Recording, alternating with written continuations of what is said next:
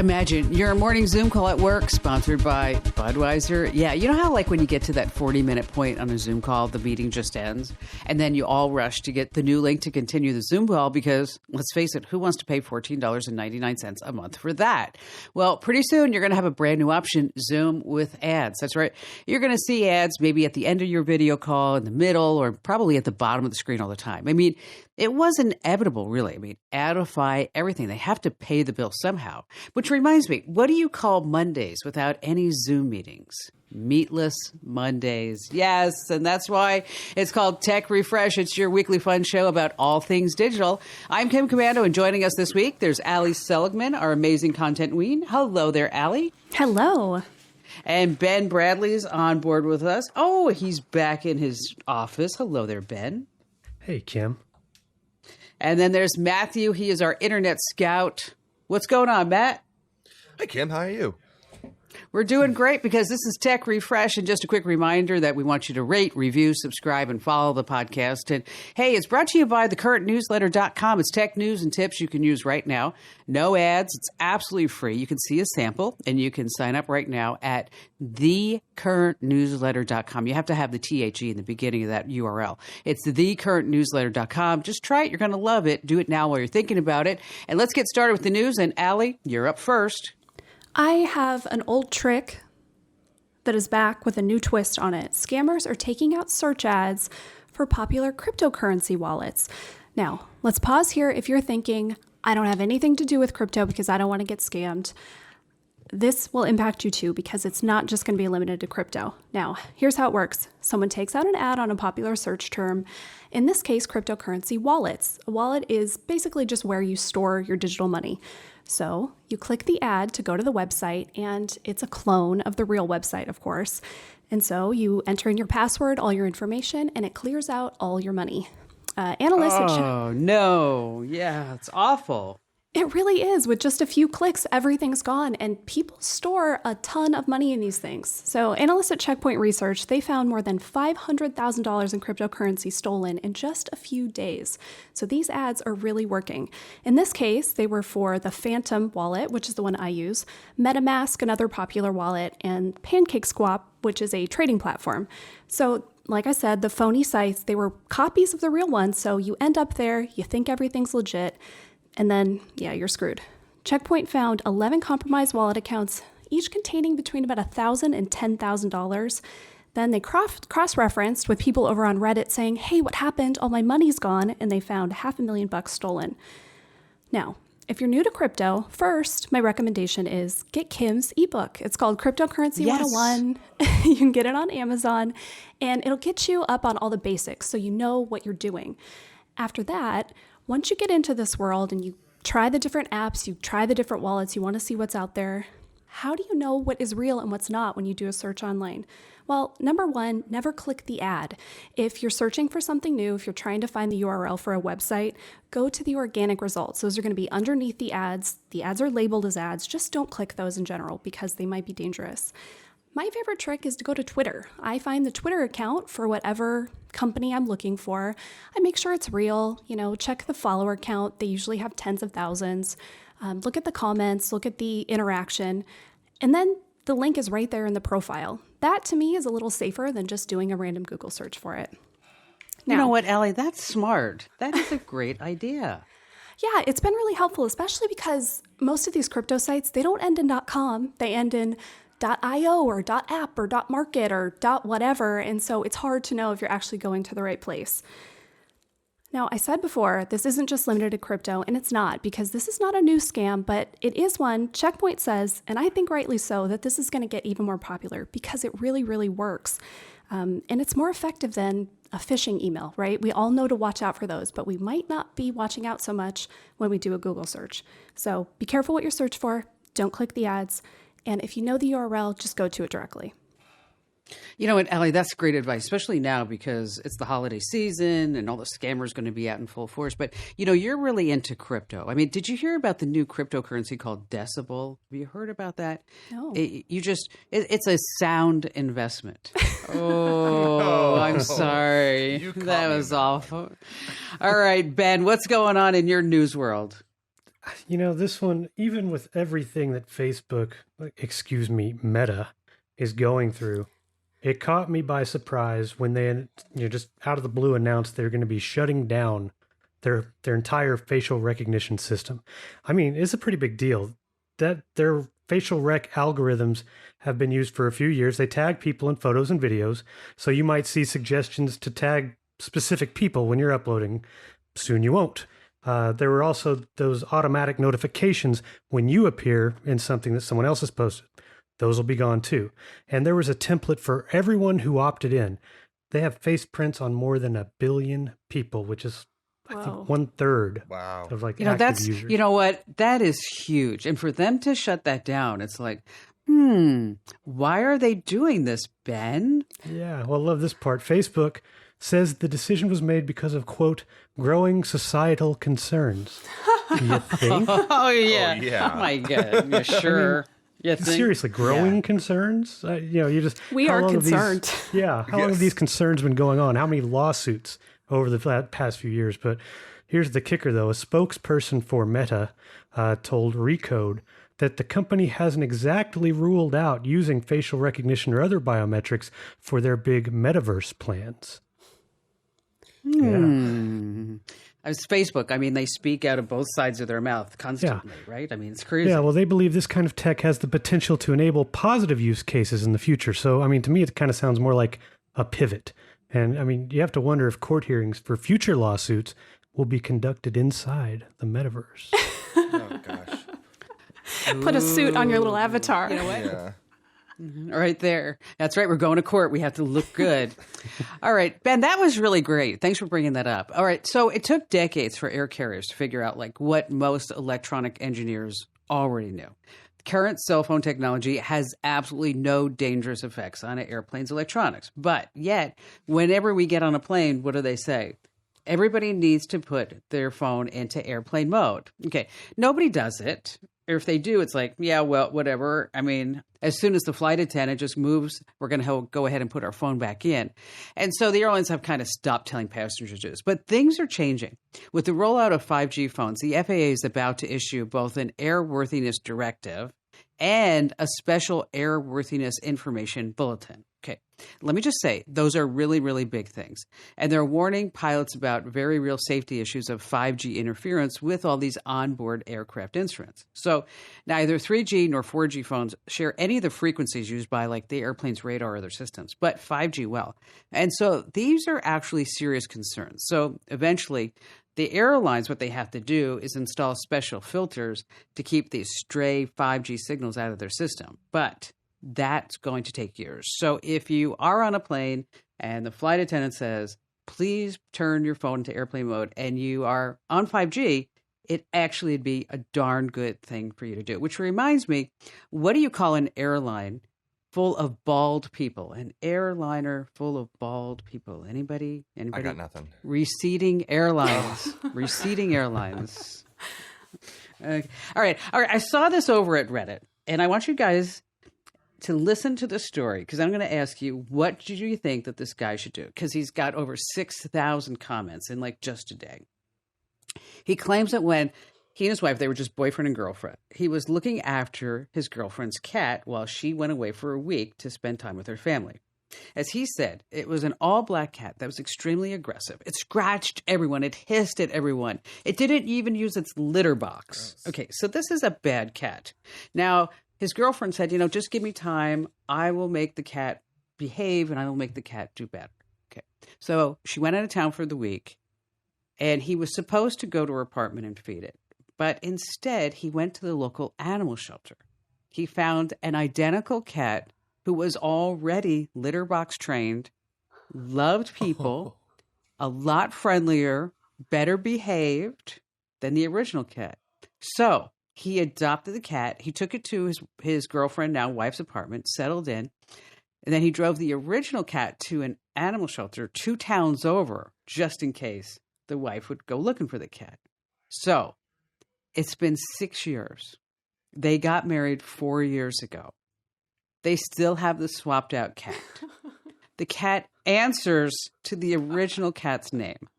What? Okay, his wife knows absolutely nothing. So, should he tell his now wife that when they were dating, he swapped out the cat for a better cat? Absolutely not. I think no, too. I think he wants to absolve his own guilt. She wouldn't get anything out of knowing the cat was swapped. She would just hate his guts or be really sad for her old cat. I think he's got to live with it. That's his punishment. Yeah. Oh, gosh. What do you think, Ben? That's a long time to live with it. I mean, I've been married almost 20 years, and I'm thinking like, if I had, cat or dog or anything like that, I mean, you almost want to get ahead of that, because if it ever does come out somehow, cats learn to talk or something, you're in trouble. And you should have just said something earlier. Or do the cat DNA test. Right? Okay. Is it the same cat? Now, I mean, so it's really interesting that people are going back and forth, because there's also a string on Reddit that's tied to this one where the guy actually killed the girlfriend's cat on accident and replaced the cat with another one. It's just like all these weird stories are coming out. But whatever you do, you never want to date African cats. You know why? Because a lot of them are cheetahs, and the ones who say they aren't are lions. Oh, I'm sorry. That was really bad. Kim, I don't know if you found You that wanna say story something? on the Reddit. It's called Am I the A-hole?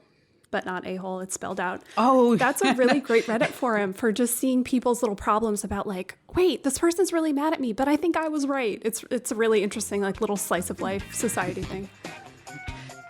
I'll have to check that out some night when I'm drinking and nothing else to read at that point. Hey, listen, you want to stay right where you are, because coming up, we have some great tech tips, some insider secrets and tips that will make you sound smarter on those Zoom calls and at dinner parties, so stay right where you are. Hey, welcome back to Tech Refresh. It's your weekly fun podcast about all things digital. It's time now where we talk about some really great tech tips. Like, for example, have you ever answered the phone?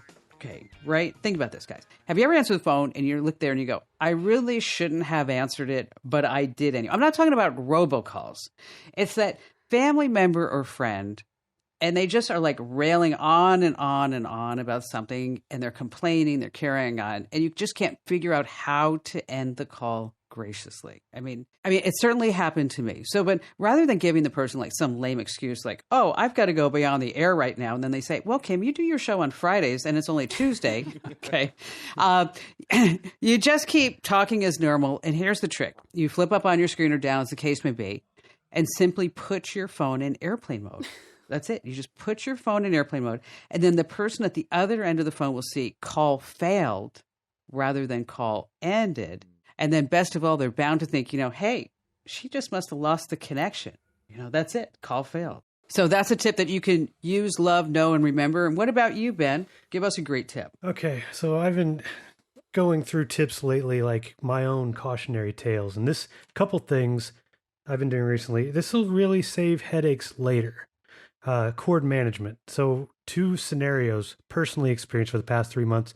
One, I was reviewing a soundbar, and I had to mix and match a few HDMI cables from my existing Yamaha receiver, then put them all back when I was done with the review. Guess who had to trace some of those wires back to their source in the dark, cramped place behind the entertainment center? This guy.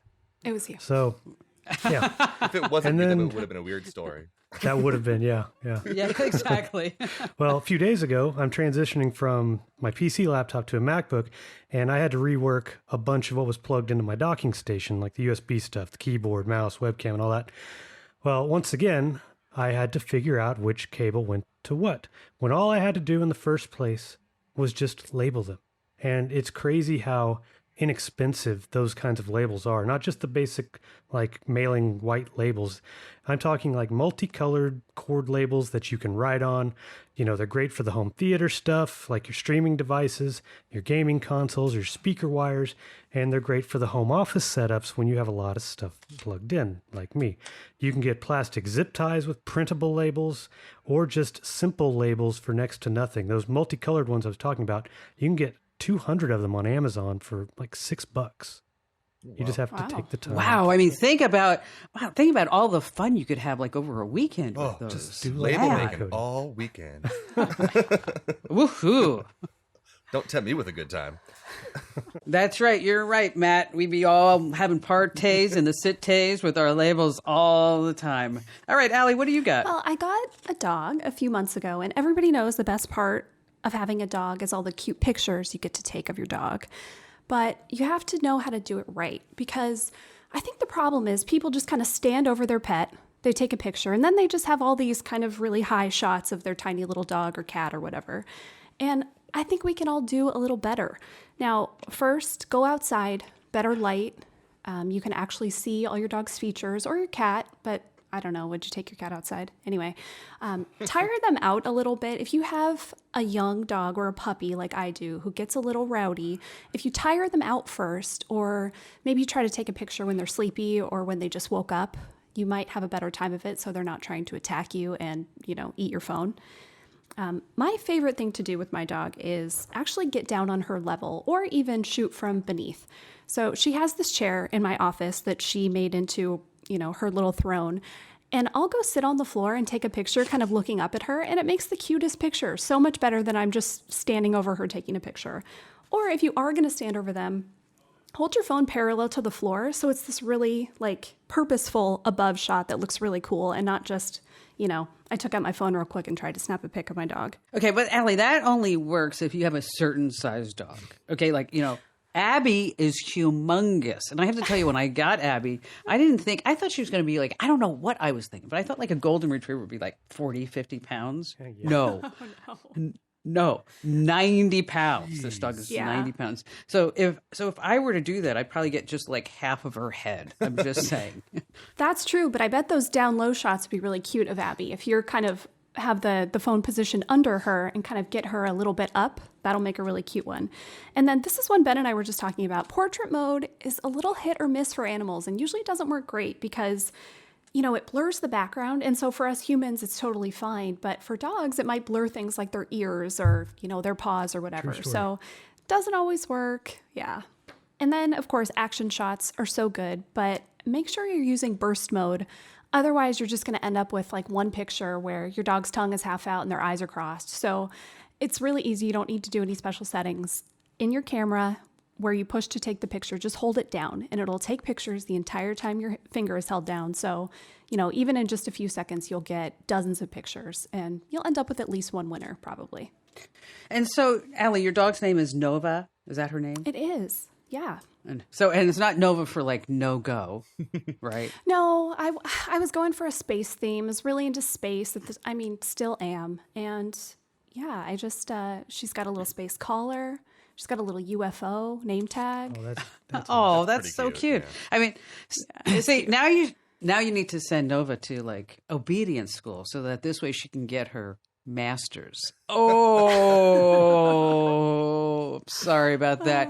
All right, we're going to switch gears now. It's time for You Choose the Fake News, because we have fake news, false information, stories made up to create a bit of buzz and good headlines that are everywhere. And as we scroll through these endless stories on our feeds, wherever you are, you really need to keep an eye out and think about which of these headlines are fake and which ones are actually fact. Okay, so that's why we play this game every week here on Tech Refresh. You choose the fake news. Now, this week, it's Matt's turn to kind of play Stump the Host and all the listeners. And Matt, you have 2 real headlines and 1 fake one. And let's start with number 1. Okay, so we're going to start with the headline of Squid Game Halloween costume sends van sales skyrocketing. So Squid Game has been all the rage over the last few months. It shot onto Netflix and became one of the most popular shows ever. And with Halloween, it allowed people to dress up as those characters. Now, all the characters in that show wore white Vans. And because of them dressing up as these characters, the sales of white Vans jumped 7,000% just before Halloween. Oh, gosh. Because everybody wanted to have those costumes. Now, how does it rank in order again? Did you see Squid Games? Have you watched it? I have. I've watched the whole thing. Okay, so what is it? It's circle, triangle, square? I believe that's right. Circle, triangle, square. That's where the power... Now, Allie, you have not watched Squid Games. I sure have not. No. And Ben, have you tried it? No. I've watched enough little clips to know it's not exactly my thing. Ben has a weak stomach too. I'm glad I'm not the only one. You know what? It's one of these things. It's like you watch it, and then you're like, okay, I'll watch the next episode, and that's it. And then I'll watch the next episode. I watched the whole thing. I did. I admit it, and I thought it was actually okay, aside from everybody really dying. Oh, wait. Well, yeah. That was bad. All right, so number 2. All right, number 2, we have perfect right angles discovered by Mars rover on the red planet. So, scientists have long thought that right angles are a huge rarity within the geological world due to, moving tectonic plates and the way that rocks are formed. So right angles are incredibly rare on Earth. And so when we sent the Mars rover to the red planet, it was one of those things that they set into it as a tiny little mission to be on the lookout for right angles to see if they could find one. Well, recently, the Mars rover was moving through a canyon on the red planet and ended up finding a perfect right angle within a rock formation. Ooh, that's a good one. That is. All right. That leaves a little bit of thought there. Okay, number 3. So for this one, we're going to have to put on our tech hats and try to put on our thinking caps here and try to think this one through. So, a 1-ton tungsten cube was just bought by a crypto cabal for $250,000. So okay, straight. Stop right there. Yep. Oh, okay. Tungsten is what? So tungsten is a form of metal that is 1.7 times denser than lead. Oh, okay. And then a crypto cabal is? A crypto cabal is a group of crypto investors that buy strange things online. Okay, now we're all on the same page. Thank you, Matthew. Okay. Thank you. Right. So we got this big tungsten, what'd you say, 2,000 pounds? 1 ton, yeah, 2,000 pound tungsten cube that was created by one of these companies that make these small tungsten cubes, and they made the biggest one ever, and it was just sold for $250,000 to a group of crypto investors. Well, and to put this into perspective, a Harley Davidson weighs about 900 pounds, right? So this is a big chunk of tungsten. Okay. Yes. So enormous. now to review, number 1, we have Squid Game Halloween costumes, the white vans that nobody was buying because they were ugly, but now the sales are going through the squid roof. Number 2 is the Mars finding the right angle, which is really fascinating. And number 3 is this 2,000 pound 1 ton of tungsten that was sold to a bunch of crypto guys and gals for $250,000. So, yes, which of these headlines is fake? Which one is fake, Allie? I am actually going to stay out of this one because I know the answer. Me and Matt worked on this. So I'm going to let you and Ben have a little showdown. Oh, that's not fair. Okay, Ben, What do you think? All right. Well, I just have to do a little process of elimination because 2 of the 3 things I really don't know much about. Tungsten and crypto cabals and, we were talking about vans for Squid Games. I thought we were talking about like panel vans or something first because, so because I'm just going to say, because I know nothing about those, that those are real and that I do follow a little bit of NASA news. And, well, I hadn't heard about the right angle stuff. Not to say that didn't happen. I'm going to go with that one being the fake. And I'm going to go with you as well. I'm going to go with number 2, no right angles on Mars, just a bunch of Martians. So, which one is the right one? Well, dang it. I didn't stump you guys this week. Oh, that one's the fake. Bum, bum, bum, bum. Those are our high-tech sound effects because that's all we can afford. You know why? Because you people are not signing up for the Current newsletter. Just head over to thecurrentnewsletter.com. Sign up. You're going to love it. And just a quick reminder to rate, review, and follow. Somebody actually put, I don't know if you saw this in the reviews, somebody actually put like the emoji for unplug in the subject and said, look, I'm plugging you. I thought that was really kind of cute. All right, stay right where you are. We're going to tell you what's hot, what's going on the internet that you need to know about, so stay right where you are. Hey, welcome back to Tech Refresh. It's your weekly fun podcast about all things digital. And of course, Matt is our dedicated internet scout, and he's here to always tell us about what's going on the internet. So when you're talking to your family members and friends and those people in your family that are under the age of 25, is that you can say, yes, I am fully aware of that. So, Matt, what's going on? Hey, all right. So I'm going to start with something that's near and dear to my own heart. And we're going to start with talking about Dungeons and Dragons. Yes, the game that started in the 70s is just a small tabletop game. During COVID, it blew up. This is mostly due to the fact that this game doesn't require any pieces. It doesn't require any boards or any other aspects. All you need is your imagination and people with you. So this was able to be done virtually, which during the lockdowns allowed people to continue to play these games together. So the company that owns Dungeons and Dragons, which is called Wizards of the Coast, actually had one of their most profitable years of all time in 2020 due to people buying books or expansions or that kind of stuff. And not only has D&D and Dungeons and Dragons kind of taken off during COVID, but there's a show that's on Twitch. And what Twitch is basically a way for gamers to stream themselves playing video games. But there is a group that plays Dungeons and Dragons on Twitch. And there was a leak a few months ago that showed that this Twitch stream, which is called Critical Role, was one of the most profitable Twitch streams of all time. And within the last 2 years, they made $9 million just from Twitch itself. See, that is just amazing to me that you can make money sitting there playing video games and people will pay to watch you and like donate and give extra things so that this way they can actually get closer to you somehow via Twitch. $9 million? Wow, yes. That's amazing. Yeah, and this channel's awesome too. They're professional voice actors, so it's actually a really high quality production. I think we can all think about like, you know, a crappy YouTube video of some guy at his computer playing games, and it's just like, well, but this one is actually really, really nice. It's really fun to watch. Yeah, I'll have to check that out. All right, what do you have for number 2? So number 2, we're going to talk about the Earth. So every year, tens of billions of pounds of trash are dumped into the oceans. And this has created, you know, fish swallowing pieces of plastic and all this kind of stuff. Well, YouTube decided that they would all get together. So some huge YouTube creators, some social media stars are all getting together to start an initiative, and they're calling it Team C. Now, their goal, and they just started this a couple weeks ago, their goal was to make $30 million by the end of the year to get 30 million pounds of trash out of the ocean. They'll be doing this by using... It's fantastic.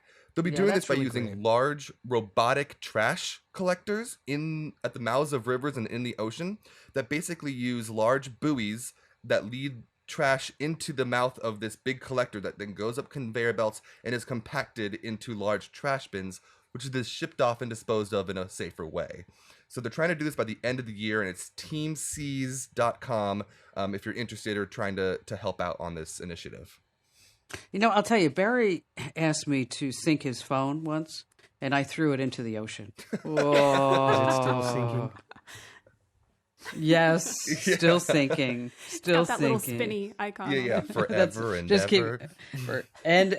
And ever. All right, so, and now, what is this, technology and archaeology? What's going on with that? Yeah, so... when you think of archaeology, you probably think of either Indiana Jones or you think of some person in the middle of the desert with a brush and a little shoveling away trying to find little artifacts, right?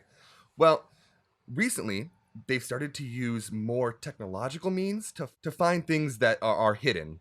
So specifically in largely forested areas, they're using LiDAR to see through the canopy of trees and find hidden locations where they then can go search out and dig and find things that would have never been found because they were hidden in a canopy. So for example, in Central America, they were able to use this LiDAR to find hidden civilizations that they would have never found before because the forests down there are so thick and so hard to get through that the only way that they were ever going to be able to find these buildings was with this LiDAR.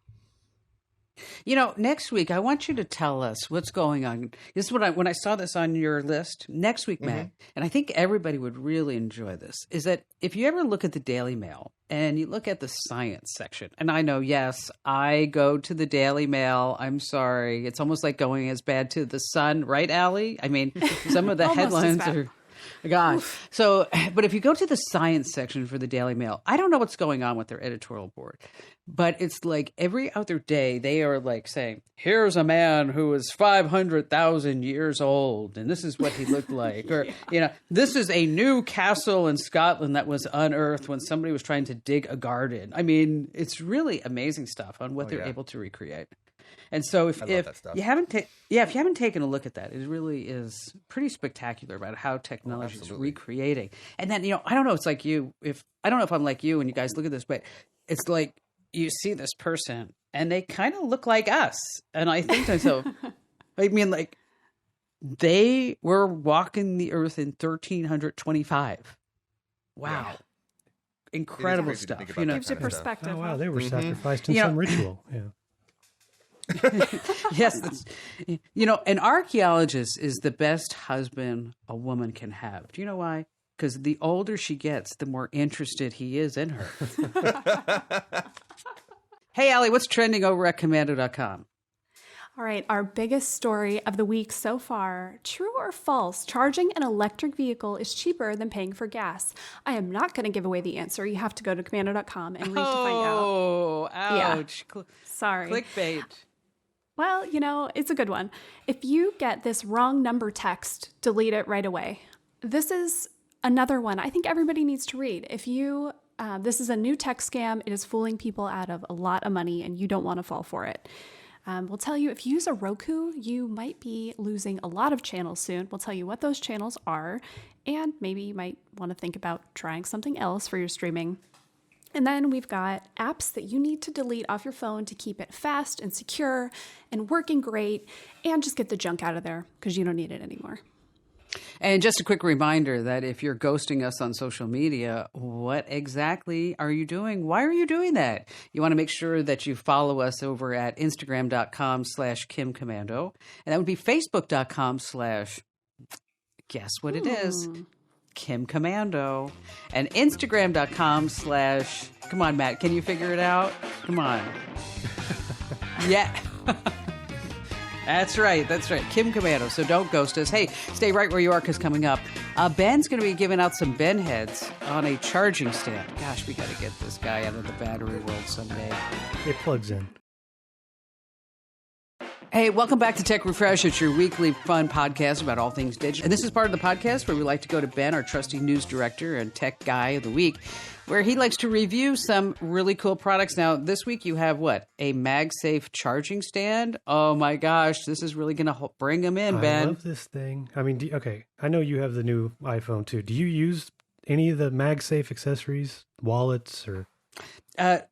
Yes, I do. I have a little Magsafe charging thing, and then I also have a Magsafe battery pack that goes on the back. But I'll tell you, the Anchor battery pack, Magsafe, it doesn't always work. I got news for you. Okay. But the charging does. Well, when the iPhone 12 was announced a year ago, one of the first things they announced was this like Belkin officially licensed Magsafe stand. It's got this cool little floating dock, metal, and then you can put your AirPods, just lay it on like AirPods Pro or the wireless ones at the bottom just to wirelessly charge. And you thought this was going to be like this whole introduction of all this like official MagSafe stuff, like really cool. And you've had the wallets and all this stuff, but as far as stands like this, not much. And so months ago, I got to test out this Belkin Boost Charge Pro MagSafe 2-in-1 wireless charging stand. Yes. That's the official name. Yeah. You know what it sounds like? Do you remember that Christmas movie? It was like, I wanted the ruby red BB gun or whatever that thing was. It was like the Rider. That was, yes. You'll shoot your eye out, kid. So what's the name of this again, Ben? Say it one more time.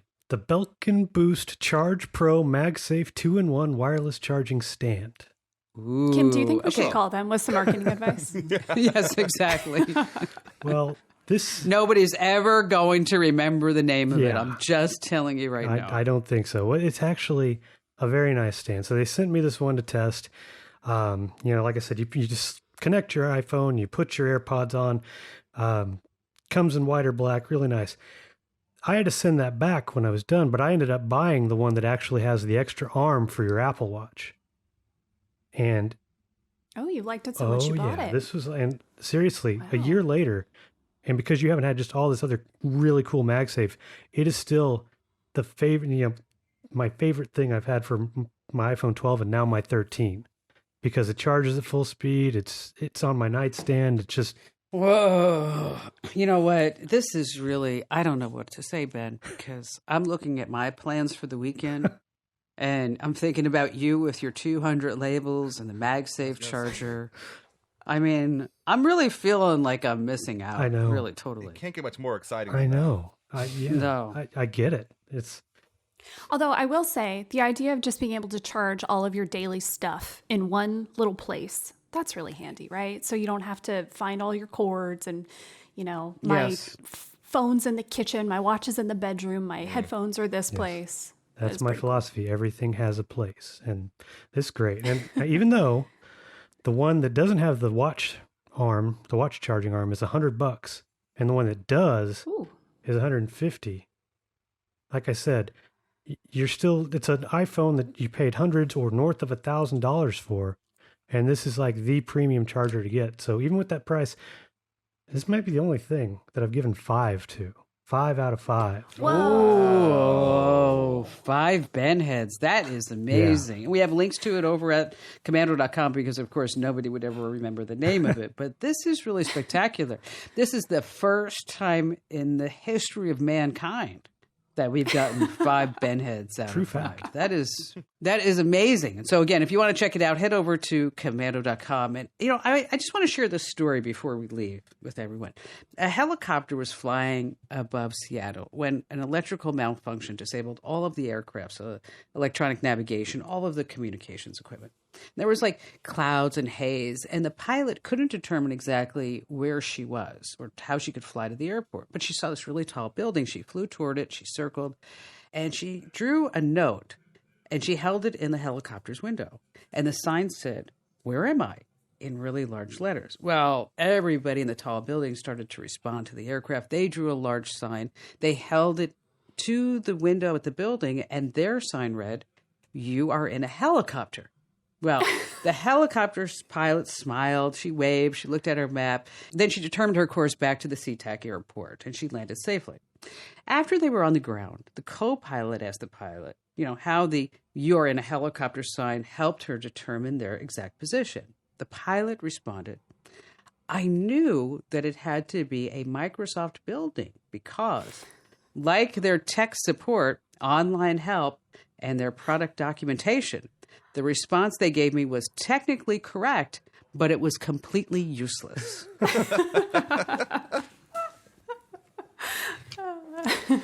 So, Allie, Ben, and Matt, thanks for joining us here for Tech Refresh, and thanks for listening. Just a quick reminder that you want to rate, review, subscribe, and follow the podcast. And I'd be remiss without telling you to sign up for the current newsletter. That's right. Head over to thecurrentnewsletter.com. You're going to love it. Just trust me. And I'm Kim Komando, and thanks for listening. And be sure to share us with all your family members and friends.